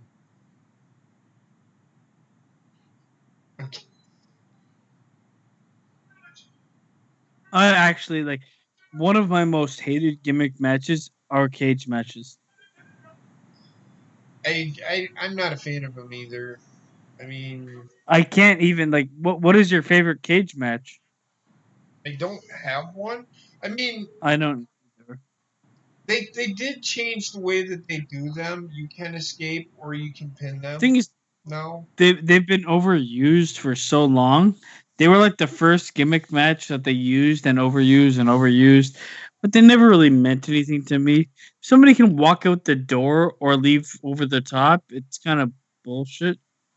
Well, look what happened to Kofi when he jumped over Ziggler that one match. The one that I liked, and it actually served its purpose, was King Harley Race and Ric Flair. Because there was no the match had to end in the ring. It had to be a pinfall or submission. That's what I feel like. Cage match, like the options that they put when leaving through the cage, like opening the door or going over the top, just made the match shit in my mind. Yeah. It actually hurt the quality of the match because that's why is he bleeding from the nose? Oh my god! He picked his nose to make sure that there's blood on TV. He wanted to make an impact. He has like what's it called? Septum. A deviated septum. Deviated septum. Thank you. How did he have that? Cocaine? I think it was just from his years of wrestling in Memphis. He used to take a lot of shots to the face, and that's how bad. I don't know, man. From what I understand, deviated septum comes from either like a birth defect or cocaine use. Would you put it past the King to do cocaine? I don't think he ever. No, not at all. I don't think he ever did. Well, he lived in the era of it. So, yeah, he was in the era of it, but I don't think he did. He also had a heart attack in his early 60s. Yeah, the heart attack. And he had a deviated septum. And he had a deviated... No, that has nothing to do with it. He had a deviated septum. I don't know, man. The writing's on the wall. I mean, I get bloody noses. I used to get bloody noses all the time. But he's gone on record saying he's got a deviated septum. Like, that's not something you either are born with or you get somehow. I don't know. He might have one. I don't know. I've never really read up on the history of Jerry Lawler. Trek just said he had one. That's why he could make his nose bleed. Okay. Well, whatever. I could easily believe he did cocaine. Very easily. I believe you. I just don't think he did. I don't think he... I'm going to say most like celebrities that existed as celebrities in the 80s probably did cocaine. Oh, I'm sure they did.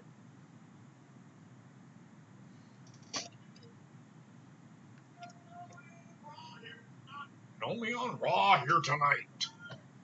Because I'm Vince McMahon and my butt smell. What? Watch me, regardless.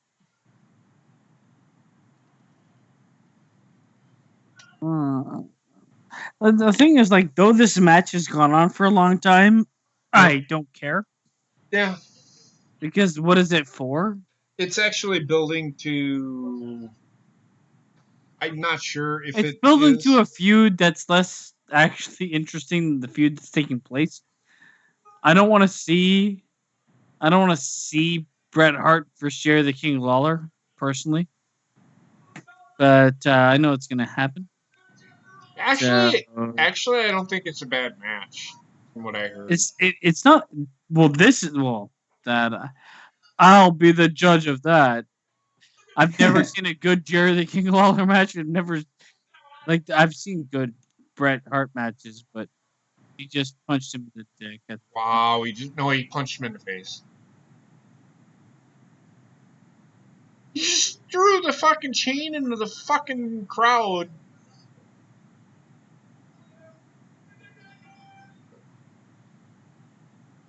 Wait, he let that go too early, didn't he? Kinda had to, though.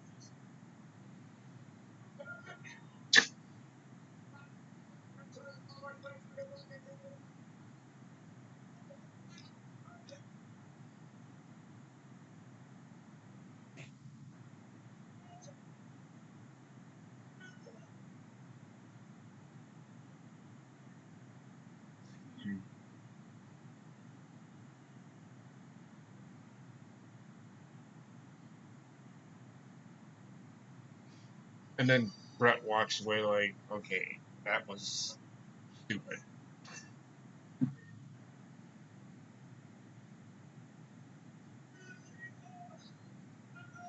And now he's giving everybody fives and he's giving hugs and he's like, stop touching me. It was probably the best match that we saw all night.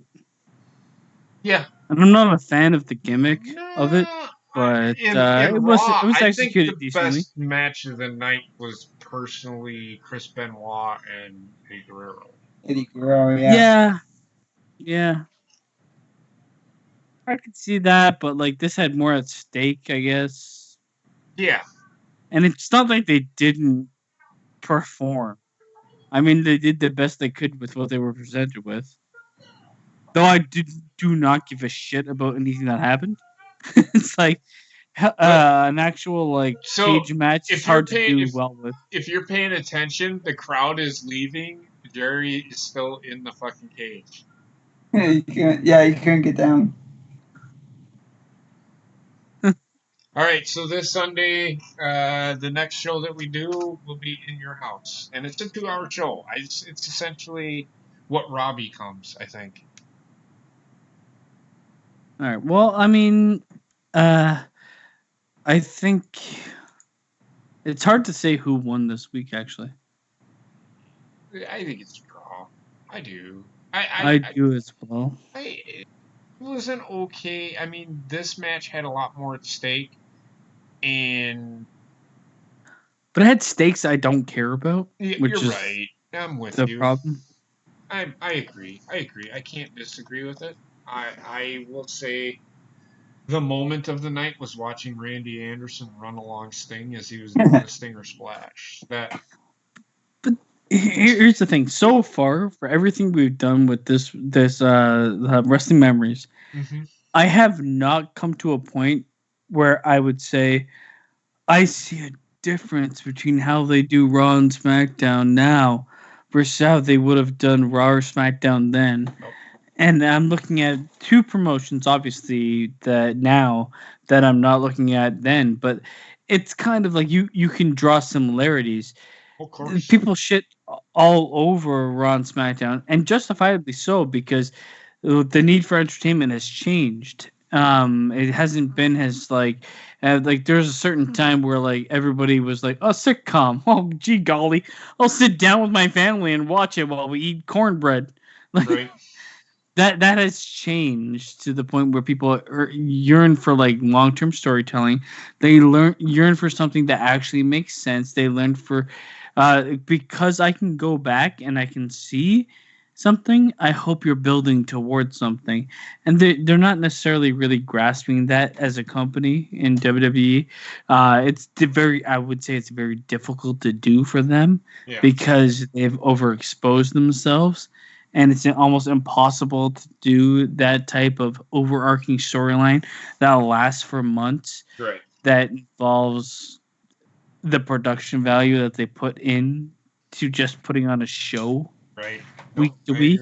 I agree. But regardless, they put themselves in that position. Therefore, I will judge them that way. So I don't see a difference, though. Like I said, I do not see it with what I just watched with Nitro and Raw. I do not see a difference in today's wrestling. No, and you'll see more entertaining stuff during the Attitude Era, but I'm not talking about like NXT or AEW. I'm talking about Raw specifically. No, Nitro right. doesn't exist anymore, so I'm kind of replacing that with SmackDown.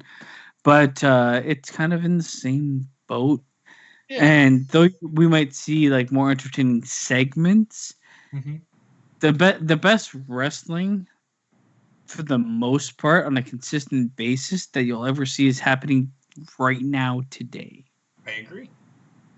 Cannot disagree with that. And not just in AEW. I know people are going to put that in the comments. It's said AEW, it's NXT, it's moments in WWE. I wouldn't say watch a whole WWE show, but No, there's what I'm certain saying, matches that they put on. what I'm saying is that I can see in the comments, and yeah, it's only AEW. No, it's not just AEW. The main roster, they have their moments where they do have some decent matches. There are NXT is a show. NXT is the best wrestling product on television. It has been for years. It's now finally come to the point where they're going to showcase it on regular television, and they're also bolstering it with talent that went and got experience on the main roster in terms of they basically showcase people on the main roster to get fan base to bring back to NXT. NXT, in my mind, is the way wrestling should and will go for the future. Yep. This is the new era of wrestling, and it's NXT. AEW is doing similar things, but they're not at that level. No. Raw is dead. SmackDown dead. is okay, but we'll see what happens with them too. Yep. I agree. Bottom line is, as soon as they put NXT on USA, that was like people are gonna look back, and the thing is, this is the thing that's gonna piss me off because people will look back and they'll say, "Oh, it was AEW getting a TV contract that changed the wrestling world," and I'm gonna say, "No, it was NXT getting a contract to be on USA television that literally actually changed the wrestling world." And at the same point, I will not say it's not one or the other. Obviously, both will feed off each other, but NXT is a brand that has WWE inklings, and it's built off of WWE. Therefore, with the fan base that they could form off of such a huge structure, they will probably be, for me, that like pivoting point for where wrestling will change. Yep. And eventually, the main roster will have to adhere to that. And that when I say adhere to, eventually, I mean like a couple years from now. Yep. But I imagine Raw being terrible for 2020. One of the worst television shows on TV for 2020. Oh, I agree. It is. It will be. It will be even worse than it was last year. Raw, I think has its course. To be honest with you, I don't know if I had the choice to cancel any one show, it would be Raw. I would say it's too long and too boring. Either and if I was USA and I give the ultimatum to Vince, either you cut it back to 2 hours or we are canceling you on our network. Period. The problem is it's way too soon to even have that conversation. Keep the $500 million fucking dollars. Get it off our fucking TV because it is absolute trash. It's costing us money. We're gonna eat that $500 million just because of that. The problem is it's going to take time for that transition to happen. It's not going to be overnight. The people that watch Raw are still going to watch Raw until they look and see, oh man, I can now watch NXT. This is much better than Raw. NXT is going to hurt Raw more than AEW will ever hurt Raw. Right. It's on the same channel, available to the same clientele, and is that much better product. Right. It will eventually turn the casuals, and I give it like a year until AEW what they obviously they didn't do they did probably I don't know how the ratings work, but I know they didn't beat anybody. But I'm gonna say by the end of the year, AEW is going to be close to being on par with Raw, and SmackDown is going to be beating both of them. Mm-hmm. And AEW will probably be on the same level as the other two, or close to it. Right. And AEW did beat NXT, but I think that was because it was a debut show.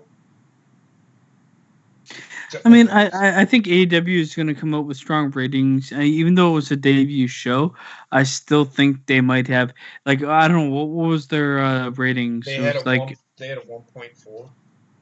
okay, so I'd see their second show drop to a 1.3 or 1.2. That's what. And then I see a steady drop. I see a steady drop until they're like below the 1 level, and then they're gonna live there in that 0.9 or whatever you want to call it, like right below the 1 level is where they will live. Just like NXT will live there for a while, but I think NXT might, in the long run, get past that, while Raw kind of goes nosediving. They had 2.3 last night, and SmackDown had 4. I think last night there was. I'm gonna like there was definitely a 0.5 that only watched that show to complain. And when we're talking about, hold on now, I want people to understand. When I say a 1.2, I mean they had 1.2 million viewers. SmackDown had 4.2 million viewers. So with Raw, I'm gonna say 500,000 people watched that at minimum to just shit on it because they were angry about what happened the night before, and they were looking for a segment to happen. 2.4 the week. So they dropped 100,000. So I don't think. Okay, so knowing now that Raw is doing that kind of numbers, I guess I've been a bit presumptuous with like what NXT will do, but I think Raw is going to steadily slow down. Oh yeah, because it's going to decline. You've got, yeah. I think Raw is going to settle around a 1.5 or 1.7 or something like that. Yeah. Too much of the main talent's going to SmackDown, and with the advantage of watching fucking NXT on the same channel, you're gonna see NXT move up to like a 1.1 or a 1, and Raw will be at like 1.7, and SmackDown will probably settle around like a 2.6 or something like that. And SmackDown is definitely not going to live where it's living. It might get close. And when I say close, I mean like it might get into the 3s, but it's definitely not going to live anywhere close to like a 4. Right. No, we'll see what happens this week. I know that it had a 4. They peaked at 4.2 million viewers. I think SmackDown, and like, that's just in the United people. That's just in the United States. It's not. But I look at the quality of the show that they put on. It wasn't bad. It barely hit the mark for acceptability. So SmackDown to me SmackDown is gonna take over Raw numbers. Raw will take over SmackDown numbers, and NXT will continue to grow. Right. It's gonna take years for that to change to actually happen. Yeah. But my worry is like if Raw continues to drop and NXT continues to grow, what happens? Yeah, and for those people that are sitting there, why do so many people watch Raw and SmackDown? Because it's the casuals that Raw and SmackDown get. That's why they get bigger numbers. If you're looking at AEW, they had 1.2 million people. Those are your hardcore fans. Those are hardcore fans. You might get a few casuals, but a lot of them are hardcore fans. That's where like NXT, their numbers are just hardcore fans. Period. This is the one thing that like kind of threw me off with SmackDown is because the move they made with having Cain Velasquez come out, it's not really. It's more of a hardcore fan move than it is a casual fan move. Yep. And I've seen the results on Twitter. And that's a problem when you create a fucking show made for casual fans, yet your big introduction on your there's reasons they did it, but the problem is they're not going to get everybody with that move. No. And I get it. And I agree. It was hugely divisive, and I think it's definitely like probably like 40, 60% of the audience is down with it. Or sorry, 60% of the audience is not okay with it. 40% of the audience is okay with it. Well, the 60% of the audience isn't okay with it because they think that he's just an MMA fighter. Well, but the thing is too, like I don't really fault them in the end because it was presented a certain way. I looked at Cain Velasquez, I looked at Brock Lesnar, and these are wrestling fans, not fighting fans.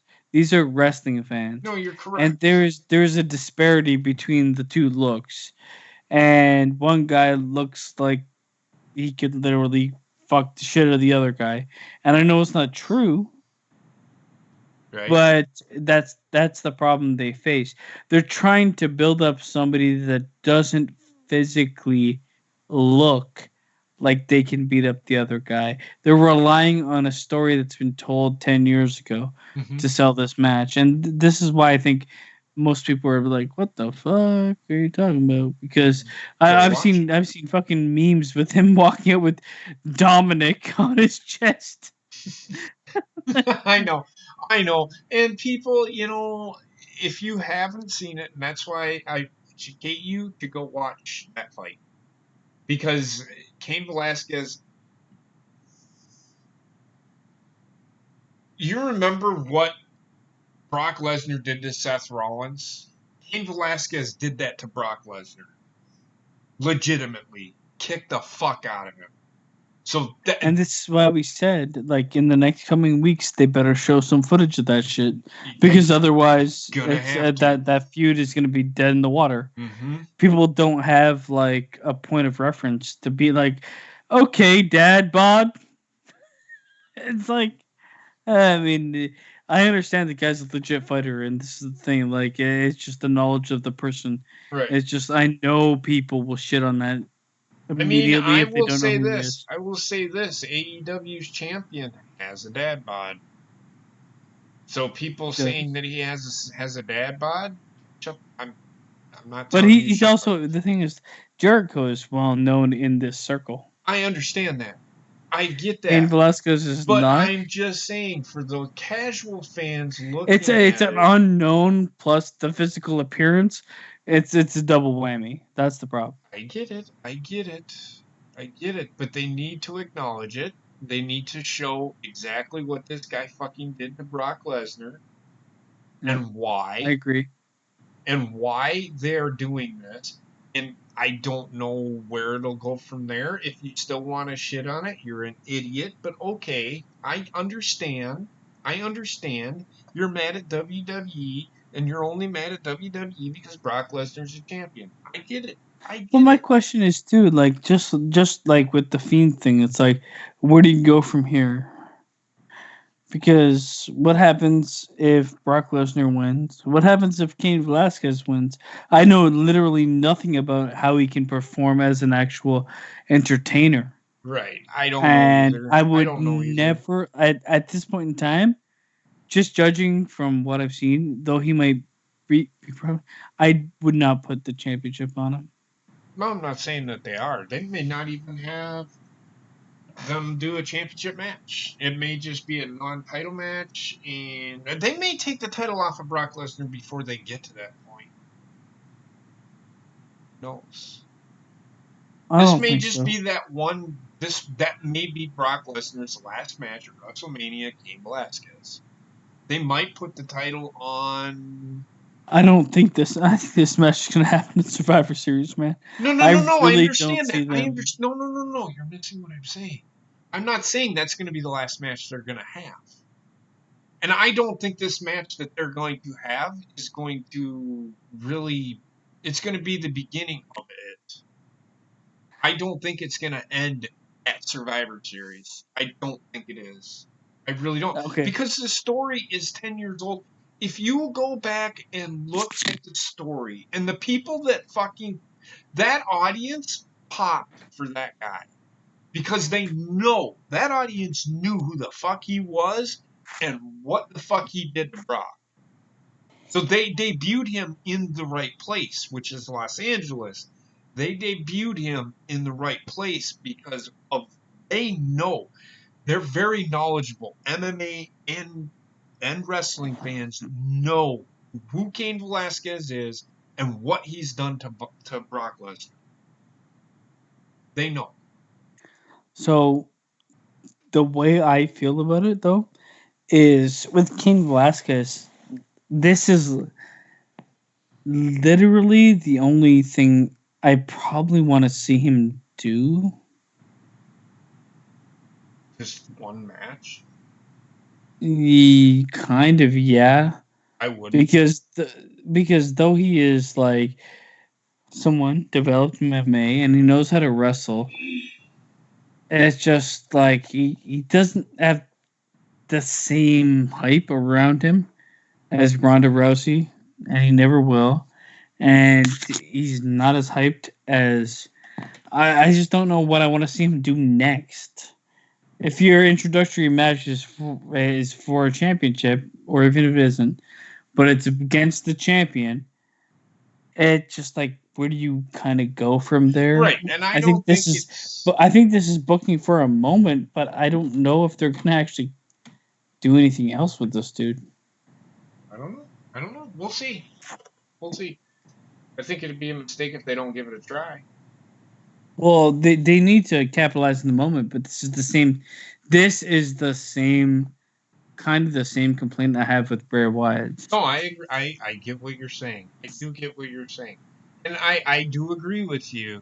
They did Because debut once him. he loses to Brock Lesnar, what do you do with him? Right, no, I agree with you, Basement. But what I'm saying is, I wouldn't.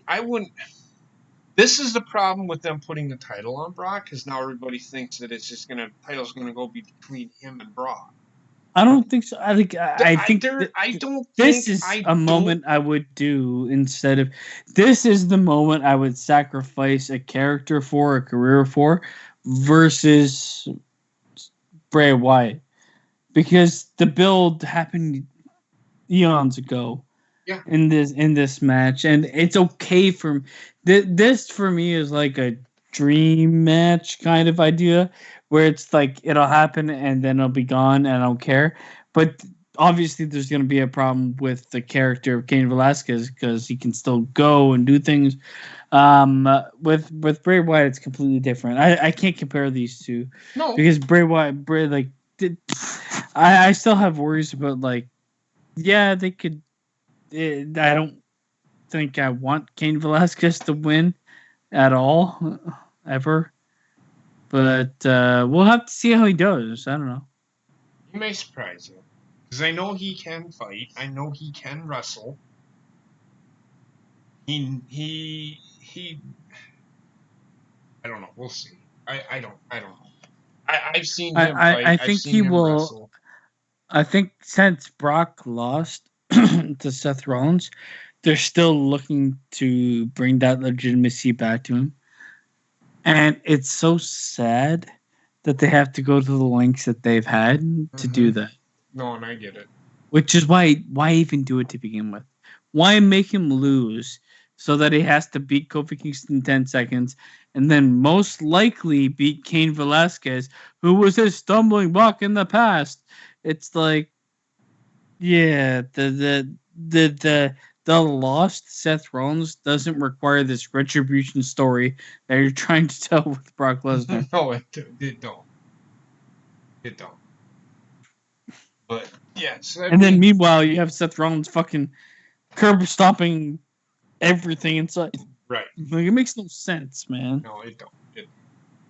I agree with you. I'm gonna call her a draw for the show. I don't think either one won. They were both okay. They weren't great, but I'm not gonna go out of my way. I think the best match of the night was Eddie Guerrero versus Chris Benoit. 100%. The other things that happened in the show on Nitro kind of killed it, and everything else on Raw was just a little bit better, except for, and what I mean by that is Bret Hart versus Isaac Yankem. It told the story. It wasn't bad, but it wasn't great. And yeah, Doink Doink versus fucking Triple H, whatever. That's your throwaway match, like typical The thing is, like, WWE. Raw, both shows. Okay, so WCW told the story that's going to lead into something, and so did Raw. But like, compare the two. WCW told the better story, more intriguing story to what it's going to lead into. Because I don't want to see fucking Jerry the King Lawler wrestle anybody. Okay, so if that's the story they're going with, but also like Bret Hart and Isaac Yankem, they can work in the ring. They did. They had a pretty good, okay cage match, but it's still a cage match. It is, and it's still a Bret Hart match. It was what it was. Best match of the night was definitely Chris Benoit and Eddie Guerrero. Though it was kind of a throwaway in WCW's match. Like, not a throwaway. It was just basically there to satiate the people that wanted to see wrestling. More so than they wanted to see the spectacle. And two, that was the debut of Chris Benoit in WCW. He was there the other night, wasn't he? No, I don't think so. I swear he was. He might have been. I'm pretty sure this is the second match these two had. The first match was last week. No, the first one was Dean Malenko versus Eddie Guerrero. Yeah. Chris Benoit wrestled, though, before that. No, he was there, but he was only cutting a promo. He's like, I'm coming to WCW or whatever. Oh, okay. Yeah, that's where he got the limo and stuff. Oh, well, I mean, it was a solid match. It's nice to see the guys that, unfortunately, had passed away to still fucking put on a show that was literally stealing the show. Right. Years later. Right. No, I agree. So that being said, Trek, anything? It's a draw for me, too. Like you guys said, Eddie versus Chris was the best match of the night. I mean, it was pretty even for me. And Bobbitt, what about you? I slept through the whole thing.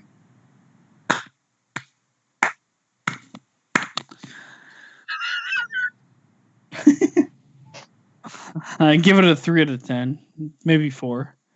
4 out of 10. 4 out of 10. Yeah, I can go with that. 4 and 4, 4.5. Yeah. Between 4 and 5, maybe. Yeah. All right. Well, that being said, you guys have a great night. We will see you next time where we're doing In Your House. My balls, your chin. In your snatch. Oh, there he is. Jesus Christ. Let us know next week what you thought of these shows. You're going to have to watch them. You're going to have to watch Nitro. Oh, you missed out on a good match. I thought Raw was okay. Okay, well, what about Nitro? What did you think of Nitro? How the fuck do you know? You missed half of it. So... God. Who pissed in your Cheerios? Nobody. Truth. just watch Nitro and let me know who won. I want you to tell me who you think won the night. Cool beans. I'll do that. Let me know next week, and then we're gonna do In Your House. It's just gonna be In Your House. It's not gonna be Raw and Nitro. It's just gonna be In Your House. So that being said, guys, we're gonna end it here. Have a great night, and we will talk to you next week. Have a good one. I'll be in your house. Bye. Tugging my dick, watching your father make crochet. Wait, what? What?